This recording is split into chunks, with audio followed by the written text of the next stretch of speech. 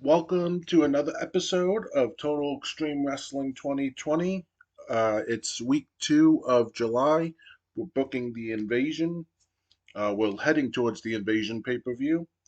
So let's run the show and let's see how things go. In an abysmal pre-show match, Rob Conway defeated Kahagas by pinfall with an iron fist. This got a 9.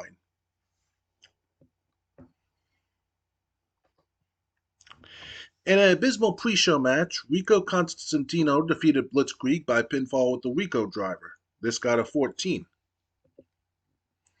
Now it's time for the actual show, or the main show. In a bout that had good heat and decent wrestling, Sean O'Haire and Chuck Palumbo defeated the APA when Chuck Palumbo made Bradshaw submit to a torture rack. O'Haire and Palumbo have successfully defended the WCW Tag Team titles, and this got a 53.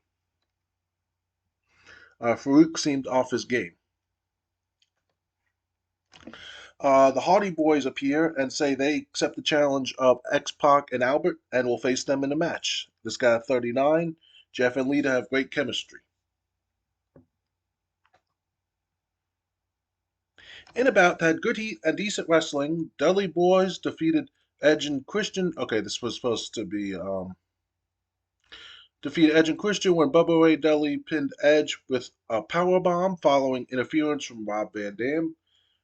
What was supposed to happen, because I even picked it as a draw. This is when Rob Van Dam and Tommy Dreamer interfere. Mike Awesome, Jerry Lynn, Rhino won out to help. And it was supposed to be basically a beatdown on Edge and Christian. So Dudleys have excellent chemistry teaming together. Edge and Christian have excellent chemistry teaming together. The announcing quality lifted the match with a 58. Next, we got a Paul Heyman promo with the ECW guys: Dudleys, RVD, Dreamer, Jerry Lynn, Mike Awesome, and Rhino. So he steps in the ring with all these guys, and Paul Heyman goes, "I have to say, if you ask me, this show has been shit so far. What you see are not 7 wrestlers contracted with WWF or WCW. What you see are 7 of the guys with a renegade position. Up north, there used to be a renegade promotion called ECW, but back there, Vince McMahon wants to, but then Vince McMahon wants to bring back the promotion that tried to run him out of business by restarting WCW. Don't restart the company that actually helped you out in the mid 90s. Remember in 1997 when ECW first came to Raw? We came because most of Vince McMahon's sports entertainers were stuck where they were touring, and he needed me to bring ECW wrestlers so he could have a show. But you bring your competition and want us to be forgotten about? While we still hate WCW like we did, but now we see the WWF for who they truly are: backstabbers. So fuck WCW and fuck WWE or WWF. ECW is back to fuck shit up, and make no mistake about it. I may only have 7 guys in the ring with me, but there are plenty more guys back there willing to come back home to ECW. Heed this warning. The tribe of extreme has risen again. And then the ECW music that played on when their show aired on TNN plays as Paul Heyman and Rob Van Dam, Tommy Dreamer, the Dudley Boys, Jerry Lynn, Mike Awesome, and Rhino, all all part of ECW. I know it was 10, but Total Extreme Wrestling would only allow 8 guys in this segment, and I needed Paul Heyman to be the catalyst speaking. That's why. So I well, the Dudley Boys are in the match, so I have to pick them. This is the debut in RVD and Dreamer. They have to be there. And then the 3 guys that had the most popularity, which wasn't much, is the ones I picked. After that, Raven is in rehab, so he's not going to join the ECW storyline until like near the end. Um, and this only got a 33. Segment pulled the crowd a little. And again, this was in Atlanta, Georgia, so it's not like it was held in New York. In a bout that had great heat and decent wrestling, Diamond Dallas Page defeated Hardcore Holly by pinfall with the discus lariat. This guy is 68. Rikishi tried to attack DDP after the match, but the attack failed. Unfortunately, this only got 37. In a bout that had fantastic heat and great wrestling, Kanyon defeated The Undertaker by pinfall. The Undertaker seemed off his game, and this guy is 64. So Shane McMahon is storming down the hallway. He turns a corner. He bumps into Vince McMahon. And Shane McMahon goes, "Did you see that? Are you behind this? The return of ECW?" And Vince goes, "Shane, are you deaf? Paul Heyman and his rebels called me out even more than they called you out. And WC, how do I know you're not behind the return of ECW?" Shane goes, "When it comes to this, my hands are clean. I have nothing to do with that." Vince goes, "So what are you proposing?" Shane goes, "I have a guarantee. If ECW lays one hand on WCW, we will take them out, and this is not going to delay WCW from taking out the WWF." And then Shane walks off, um, back the way he came, and Vince McMahon's just watching him walk down the hallway. Like, well, the way he acted, that has to prove Shane has nothing to do with ECW. This guy, 57. Kurt Angle is shown backstage where officials just found him bloody and battered, the apparent victim of a sneak attack. He is stunned but conscious, but doesn't know who attacked him. I forgot to mention this was in the game. This was supposed to be part of a storyline or advance a storyline.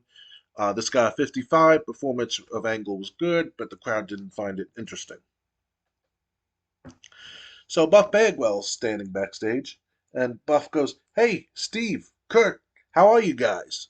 On SmackDown, you may have gotten the 1, 2, 3, but who were the two guys left laying on the mat and at the end of the show? That was the WWF guys laid out.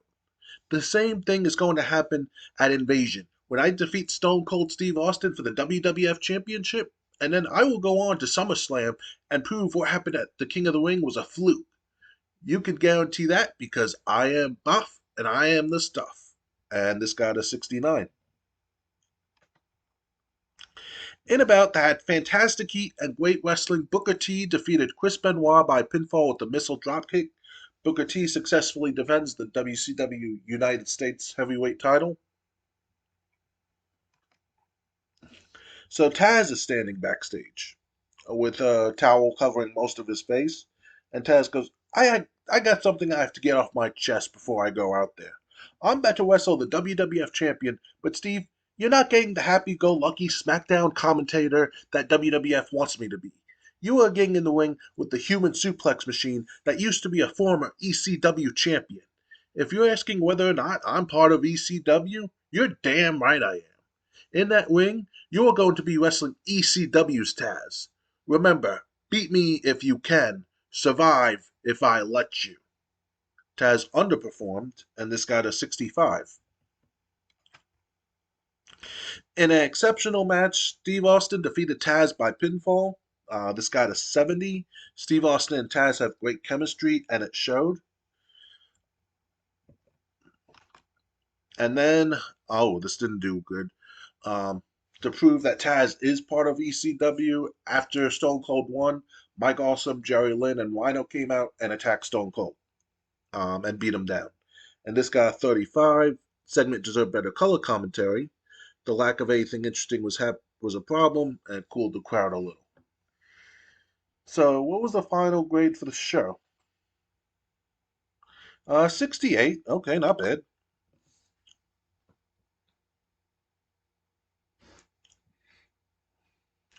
So yeah, ECW has come back. Obviously, they got 8 guys now. Rob Van Dam, Tommy Dreamer, Bubba Ray and Devon Dudley, Jerry Lynn, Mike Awesome, Rhino, Taz. They're gonna find more guys. I did take Paul Heyman off commentary when he did the ECW promo because he's gonna be like an advocate or he's gonna be crossed between an advocate and an authority figure for the ECW guys. So like he's gonna be doing a lot of talking for them. Let's see. There were a bunch of backstage incidents. Jim Cornette was given a stern warning for bringing friends backstage. It annoyed Jim Cornette and the Big Boss Man. Steve Blackman was fined for showing up late. This fine had a small positive impact. Johnny Ace was suspended for getting into an argument with a fan outside. The suspension annoyed Johnny Ace. Buff Bagwell was fined for not meeting with a road agent. Nothing noteworthy resulted from this. Taz was fined for beating up Randy Orton backstage. Taz and Heyman are both annoyed at this. Then Jack Doan caused damage to Brock Lesnar's rental car and refused to pay for it. Jack Doan was fined, and Jack Doan and Brock Lesnar were both happy about that. So let's see what's going on. Okay, those were the figures for Raw and drug test fees.